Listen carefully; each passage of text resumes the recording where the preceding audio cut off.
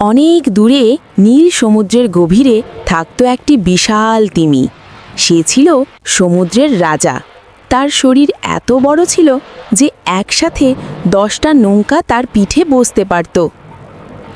সমুদ্রের মাঝখানে এক বিশাল তিমি সাঁতার কাটছে, তার চারপাশে রঙিন নৌকা ভেসে আছে। প্রতিদিন তিমি আনন্দ করে সাঁতার কাটত। সে জলের ফোয়ারা ছিটিয়ে আকাশের রংধনু বানাত। সমুদ্রে ছোট মাছেরা তাকে খুব ভালোবাসত। পানি ছিটাচ্ছে, আকাশে সুন্দর রংধনু উঠেছে। ছোট ছোট মাছেরা আনন্দে তার চারপাশে নাচছে। একদিন সমুদ্রে ভয়ঙ্কর ঝড় এলো। বড় বড় ঢেউ উঠল। সব ছোট মাছ ভয় পেয়ে গেল। তারা কোথায় যাবে বুঝতে পারছিল না। কালো মেঘে ভরা বিশাল ঢেউ উঠছে। ছোট মাছরা ভয়ে একসাথে জড়ো হয়ে আছে। তখন বিশাল তিমি এগিয়ে এলো। সে তার পিঠে সব ছোট মাছকে তুলে নিল, তারপর তাদের নিরাপদ জায়গায় পৌঁছে দিল।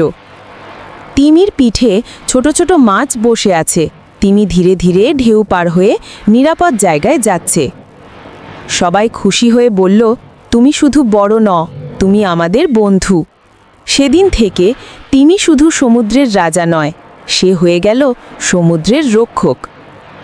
ছোট মাছরা হাসছে আর তিমির চারপাশে ঘুরছে। আকাশে সূর্য উঠেছে, সমুদ্র শান্ত ও সুন্দর হয়ে গেছে।